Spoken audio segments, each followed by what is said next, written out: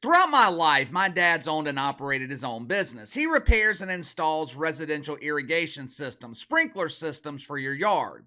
Pretty sure these are illegal in the People's Republic of California, where they cap the amount of water that you're allowed to use every month. But when my dad came across a job that he didn't particularly want, he would overprice it on purpose. Let's say the normal price for the job is maybe $2,000-$3,000. Dad, he would charge $5,000 or $6,000. A lot of the time, even though he didn't want that particular job, he'd end up getting it anyway. I used to ask him, why are people willing to overpay you? Most of the time, it came down to one of two things. Either my dad was the only option, he was the only contractor willing to show up to bid the job, or number two, the customer was in a bind. Maybe they had a bad leak or something and they just needed to get the job done immediately. My dad used to tell me the value of something is determined by what someone else is willing to pay for it. For example, let's say someone was selling a polished turd, something like CNN. For us normal people, CNN has no value, it's completely useless. We wouldn't pay pesos for CNN, much less actual dollars. But deacons, parishioners at Woke United Methodist, CNN is a very valuable commodity to them. They'd be willing to pay 8 or 9 figures for a network that struggles to draw ratings in the 6 figures. Doesn't make sense, right? But that is exactly what's going on right now between the NBA and the television networks. It's actually the perfect storm for NBA Commissioner Alice Silver. Not only is the NBA the only option for networks like ESPN and TNT, the networks, they also find themselves in a bind. They're in a situation where they desperately need the NBA. And when that happens, when you are negotiating from a point of panic and desperation, we have a tendency to overvalue. We have a tendency to overpay for something. If you haven't already, make sure to like and subscribe to the channel. You can follow me on Twitter at KC_BTL84. All right, right now, there is a strong sense of panic throughout the worldwide leader in Woke and TNT. Last week, I am listening to Charles Barkley on the Dan Patrick Show. Charles Barkley, he is very concerned. He is worried that TNT is going to lose the NBA. Well, KC, Charles Barkley's just worried about losing his job. Charles Barkley can get a job anywhere. I mean, he just fleeced CNN for millions of dollars for a show that's already been forgotten, even though it was just canceled last month. When ESPN and TNT renewed their deal with the NBA 10 years ago, they did not allow the league to hit the open market. They took advantage of their exclusive window and they happily paid what Alice Silver was demanding. Everyone embraced in a passionate woke hug and went home satisfied. The current deal, it's worth around $25 billion, with ESPN and TNT paying between $1 and $1.5 billion each every year. When that deal was signed, the NBA was averaging 2 million viewers on TNT, 1.7 million on ESPN. Fast forward a decade later, that number is hovering around 1 million viewers, meaning the NBA has lost 40, maybe close to 50% of its audience on both networks. Yet, for some reason, the NBA is expected to triple the amount of their broadcast rights. What? That doesn't make sense to me. How can you lose 50% of your audience and demand triple the amount of money to broadcast your garbage that people aren't watching in the first place? This is pure speculation on my part, so take it for what it's worth. Going into negotiations, at minimum, the NBA wanted to double their rate to ESPN and TNT. I believe both networks allowed their exclusive negotiating window to pass, thinking that other networks and streaming services wouldn't be willing to pay double or triple the amount, and they could get a better deal to keep the NBA. Problem is, that was not the case.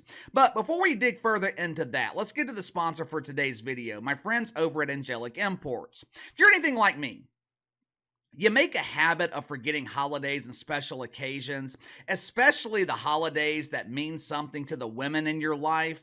I bet some of you guys have yet to realize that Mother's Day is right around the corner. I think it's this coming Sunday. Do not stress yourself out this year by waiting until the last minute to get that special gift for your mother. Don't wait until the Saturday before Mother's Day riding all over town looking for the typical Hallmark card because every store is sold out. Break the trend of procrastination this year by getting mom some high quality gourmet chocolate from Angelic Imports.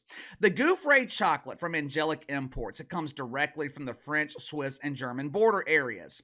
Forget about that cheap ass gas station candy. Treat mom right this year by giving her high quality Gouffre. For less than $20, you can get her a bag of Gouffre Golden Secrets. This chocolate is so good, mom will think that you actually spent $200 on her instead of $20. Angelic Imports is also the perfect gift for graduations, anniversaries, or if you just feel like spoiling yourself. Click the link in the description below. Use my promo code Behind the Line to receive 10% off your first purchase with Angelic Imports. All right, NBC and Amazon, they have driven up the cost of the NBA. For Amazon, I don't think this really has much to do with the NBA. They could not give a shit less about the NBA audience, which would be small on their platform. Hell, people aren't watching the NBA on cable. Why in the hell would they be willing to pay to watch it on Amazon? I think Amazon wants the NBA to broaden their sports package and to make their platform more lucrative to advertisers. Now, as far as NBC goes, I can't figure out if they actually want the NBA or if they are just driving up the price to screw over TNT. NBC is owned by Comcast. If TNT loses the NBA, the value of the network, it declines dramatically, meaning Comcast could purchase the Turner networks for pennies on the dollar. If TNT keeps the NBA, they'll be overpaying to the point where they probably couldn't make any money off the league. In order for TNT to keep the NBA, going to cost them a minimum of $2.5 billion a year. That is $1 billion more than they are paying right now. Now you got to remember, NBA ratings, they have sucked the last 4 years with LeBron James and Steph Curry on the court.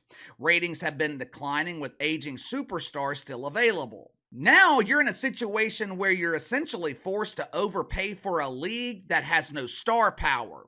Even though LeBron and Steph Curry are coming back next season, they're not contending for another championship.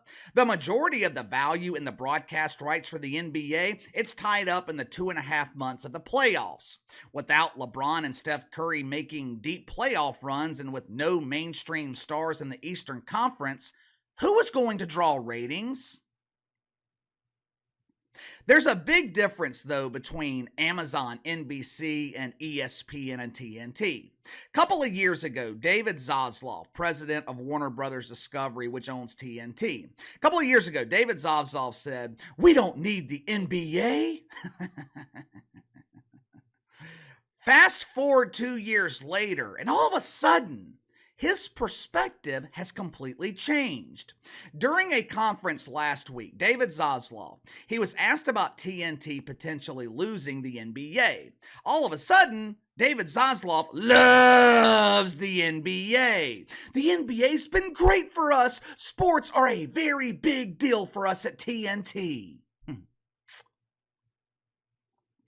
The difference between Amazon and NBC and ESPN and TNT, Amazon and NBC, they don't need the NBA.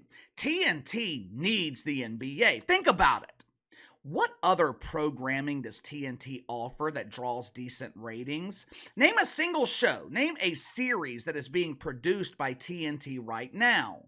Well, KC, what about AEW? AEW? That second-rate orchestrated combat promotion, fake wrestling? AEW is going to be enough to carry the entire network? Obviously, the network that needs the NBA the most is the worldwide leader in woke, ESPN. Like I have told you guys countless times before, I don't think ESPN can survive without the NBA. Problem is, with the league's broadcast rights tripling, I don't think ESPN could survive if they keep the NBA. This is the ultimate lose-lose for ESPN. ESPN's expected to pay $2.6 billion for fewer NBA regular season games. Not only that, they could receive the less attractive matchups during the regular season. Instead of Lakers Rainbow Warriors, ESPN, they might be given Pistons Jazz. The dorks running ESPN into the ground. They're going to try to justify overpaying for the NBA by claiming that they're going to make up that $2.6 billion by moving people from cable to ESPN Plus. Instead of cable providers paying ESPN, I think it's around $10 a month, individual subscribers, they will pay ESPN Plus $20, $25, maybe even $30 a month. Now, of course, that is a complete fantasy. The reason ESPN's in deep shit right now is because millions of cable and satellite subscribers, they got tired of paying for the network because they never watched it. For decades, ESPN relied on the subscription fees of 100 million cable subscribers. Vast majority of that 100 million never watched ESPN. There is absolutely no way they can make up the $2.6 billion they're going to pay the NBA by moving people to ESPN Plus. They're not going to have enough subscribers. The NBA only averages 1 million viewers on ESPN right now. Now, I'm not an expert in math, but that doesn't seem like enough people. Problem for ESPN, they need the NBA more than any other network. Tomorrow morning, when you're drinking your morning coffee, turn on ESPN. Doesn't matter what time of the morning. You could watch Get Your Wiener Up with Mike Greenberg or Woke Take with Stephen A. Smith and Shannon Sharp. Hey, it's me, Say. I guarantee you, 90% of the topics on both of those shows are about the NBA. And that's not because we're in the middle of the NBA playoffs. Every month outside of August and September, ESPN is primarily focused on the NBA. 10 months of the year, this league carries the entire network. ESPN could lose the NFL tomorrow, wouldn't matter. They could lose the remnants of Major League Baseball, wouldn't matter. NHL, UFC, even college football. I mean, it would hurt if ESPN lost college football, but the impact wouldn't be nearly as devastating compared to losing the NBA, which is why ESPN is willing to overpay. It's why ESPN is willing to potentially lose money by keeping the league. Just like my dad told me when I was growing up, the value of something is determined by what someone else is willing to pay for it. Is the NBA worth $75 billion over 10 years? Obviously not. Here in a couple of weeks, we could see Caitlin Clark in the WNBA regular season outperforming the NBA playoffs.